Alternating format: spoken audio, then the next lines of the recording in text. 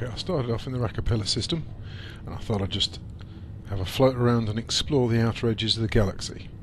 So admiring the space stations. You can see this one here at Stone Enterprise is a Orbis.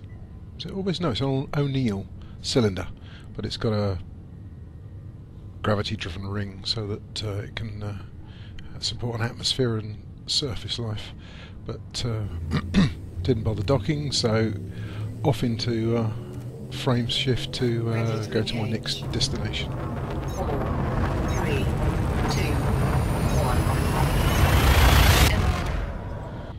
1. Arrived at Keris system. It's got a standard Corellis station there.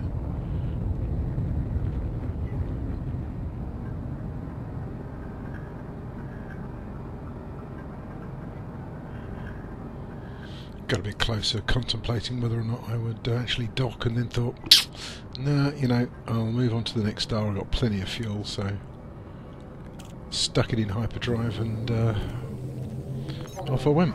3, 2, 1. Next system was LP27568. There was nothing there. I didn't really want to have unidentified signals, so I went to Hermitage.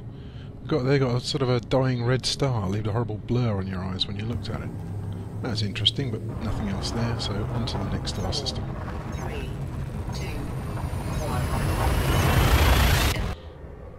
1. Arrived at LFT 1361, and there was an unidentified signal source right in front of me, so I thought I'll come out and have a look.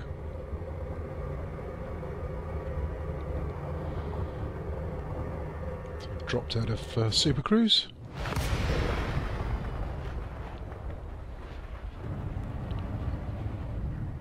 Of course, you drop out and nothing's there, and it always jumps in behind you. Except this one, of course, it's kind of above me. Your cargo now belongs to me, he says. Alright then, come get it. I'm armed.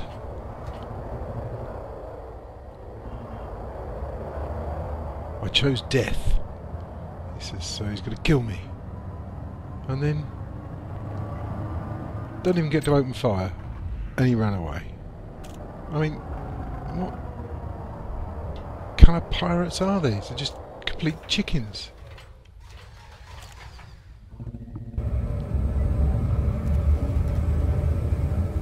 Off now to 26 Draconis. Draconis. The problem with having all these fancily named systems, you don't know how to pronounce them. There weren't any star bases anywhere in this system, but I did run across a dustman, basically a dangerous waste collection. There's a lake on 9 going very slowly, so I cruised along and had a look at him. Don't often get the opportunity to Google at a passing ship in close proximity, so I thought, oh, I'll have a look. It wasn't a human player, it was a AI, but so that's what my old Lake on 9 used to look like from the outside.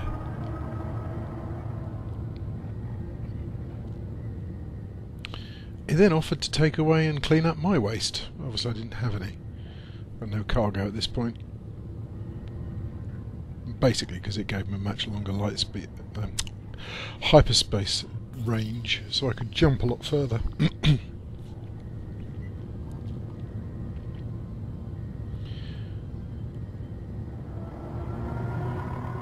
Waste collection.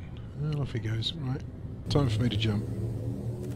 And Ready to engage. next stop, 3, 2, 1. the Raka system.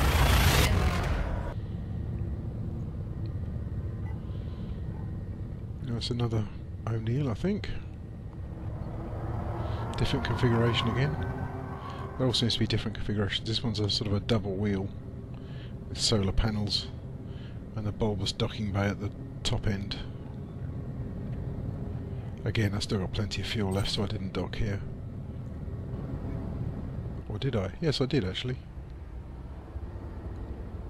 Thought I'd have a look at the inside. Ship released. Engines engaged.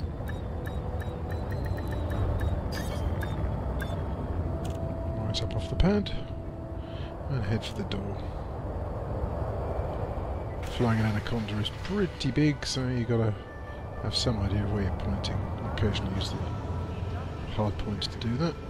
That guy there is not flying very well, so I'm just going to bump past him. And squeeze through the gap. Oh, bump my head. And out. Shut off my hard points.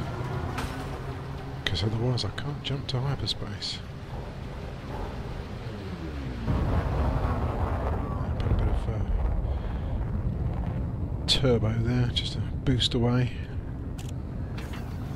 Get away from the mass lock of the system. Track to my hard points.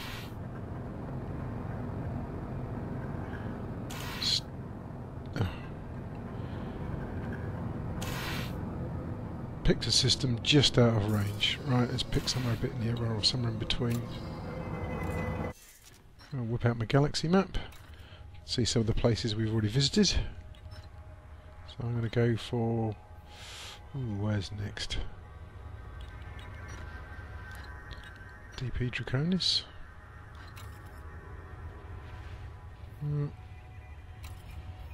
Somewhere in between. Yeah, that kind of takes me most of the way there. So select that one. And off I go.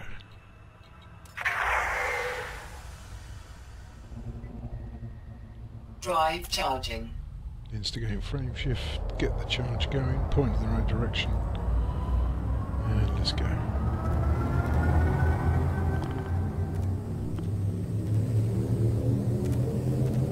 Four, three, two, one. Now this bit I got excited about. I arrived at Nantai-Kian, if I've pronounced that correctly, and you can see there's another player, not an AI. So you can see that Commander Backer 13273 is zooming along ahead of me.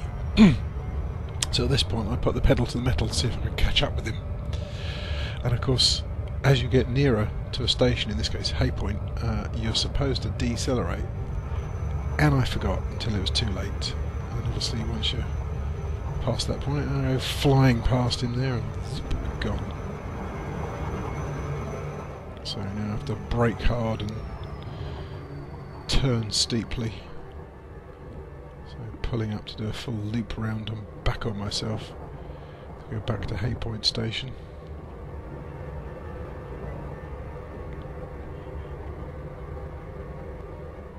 You can see that little bright white speck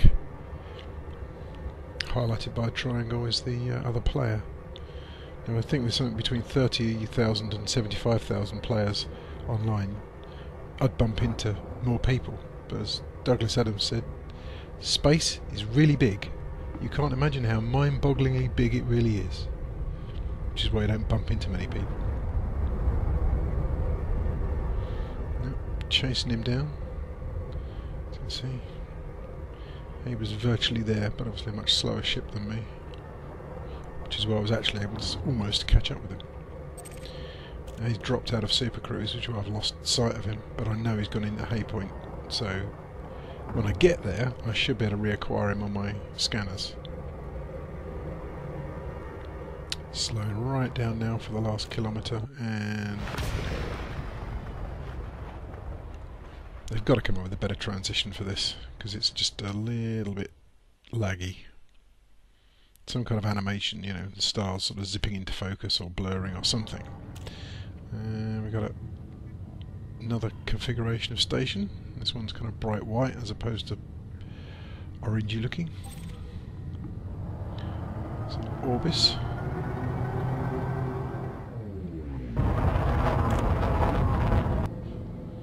And there's that chap there, Commander Backer. So I tried to engage him in a conversation.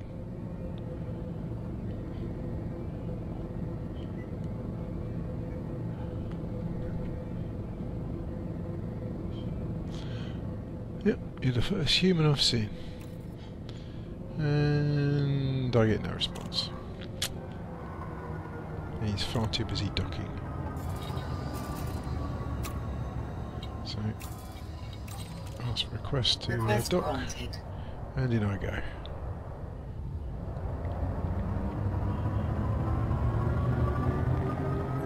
With the Anaconda I've got no docking computer because I don't think there's anywhere to fit one on this particular ship. So, mind you, by the time you've acquired the 6 million credits needed to buy this ship, you should have learned how to dock a spacecraft by that point. Even if it is a very big spaceship and a very small hull. So, line myself up, match the rotation of the station, and squeeze myself in the gap. Because then the other guys are blocking the way in. So cut thrusters so I don't roll into the back of them. And look for pad 17, which is reasonably straight ahead of me, so not got to hunt for it, thank God. Right, drop my landing gear, which automatically slows you down a fair bit. And then put a bit of forward momentum in. And using thrusters push myself downwards till I'm more or less over the pad. I should start then seeing a holographic representation of where I've got to land. So the idea is line up the little pin on the bottom of the stick joining my ship down into the middle of the landing pad and then drift down. Of course you can drift sideways and backwards and forwards depending on how far your ship's tilted. Docking successful. Engines disengaged. So made it, so I'm into the hangar. You can see the hangar animation as my ship is lowered into the belly of the star dock and connects up with the starport services. Unfortunately the other player must have quit after he docked, so he wasn't in there, couldn't talk to him. Never mind, anyway. After leaving Haypoint, next stop, LFT 880.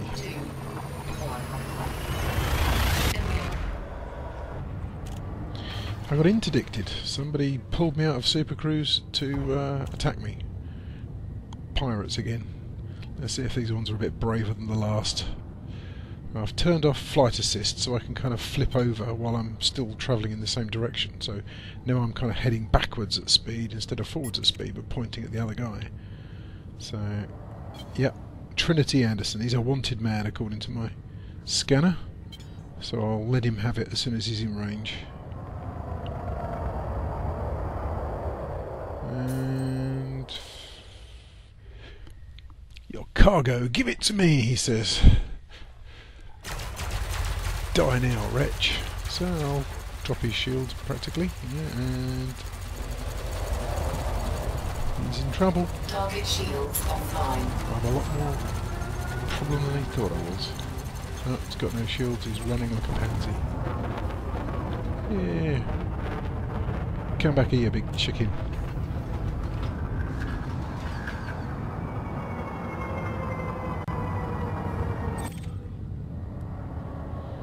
Arrived finally at LFT, another O'Neill cylinder.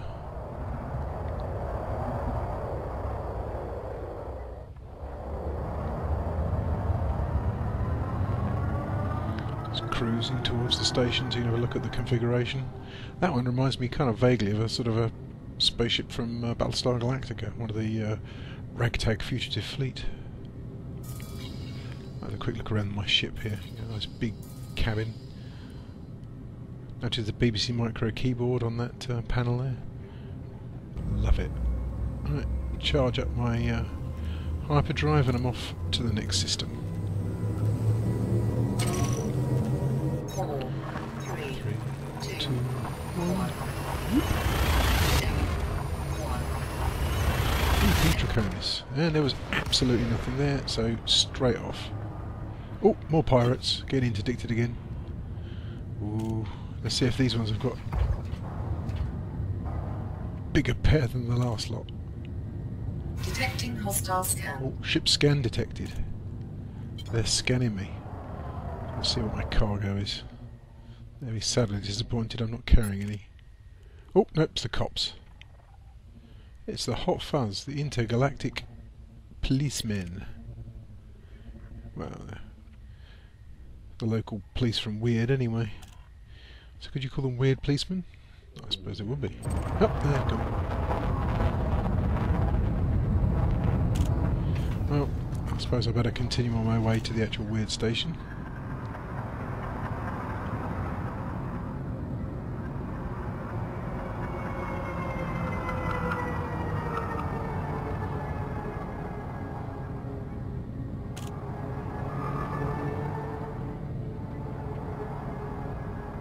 Drive charging.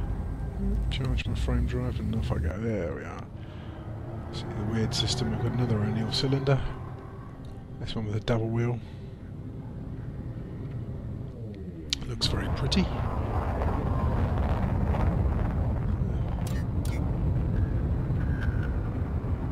Configuration there, you've got sort of a series of pods at the end, the two wheels, and then a big set of solar sails or solar panels. Let's look at my knees to see what the bottom of the cockpit looks like.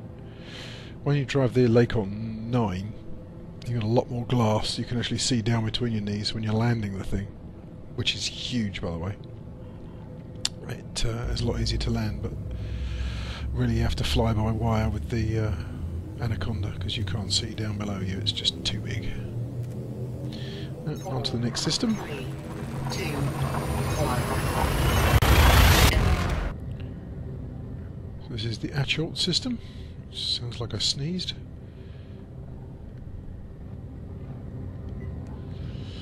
If I did sneeze, it was caused by the Cuffrey plant, clearly. Similar pod at the end there, but it looks like propellers sticking out of that one. And then a wheel at the end. So it does look like a rather odd configuration there. You've got sort of three, well, like Toblerones actually on the side.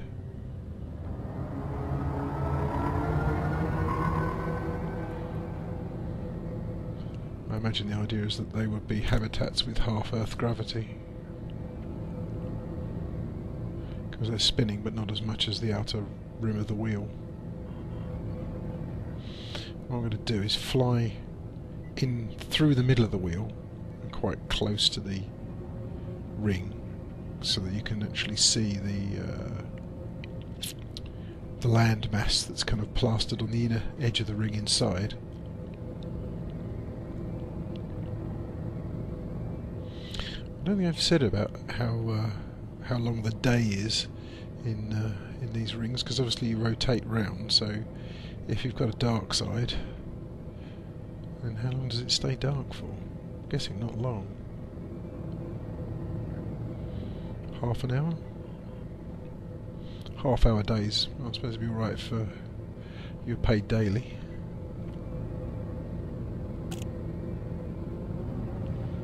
I'll be very careful here because I'm kind of at a slight tangent to the core location of the wheel centre. I'm likely to drift into it if I'm not watching myself carefully, but there you go, looking up through my cockpit. Oh, no, I've got to tilt myself a little bit. Get rid of the menu. Right, you can see there, like, literally fields and trees and stuff. Slow down and not hit the station. Oh.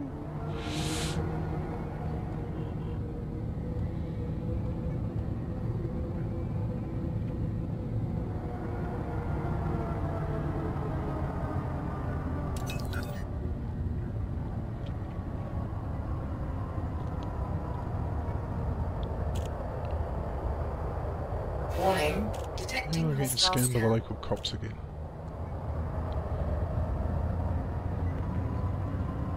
And talk about overzealous on your stop and search.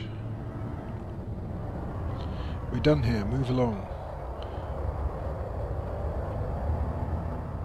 Move along, move along. This is not the ship you're looking for.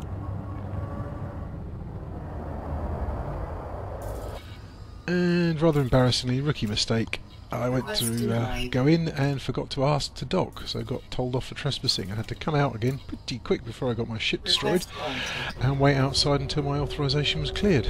So they went back in, brought up some fuel and of course went to the contacts and paid my fine. Local security office, 800 credits. That'll teach me to forget to ask before landing.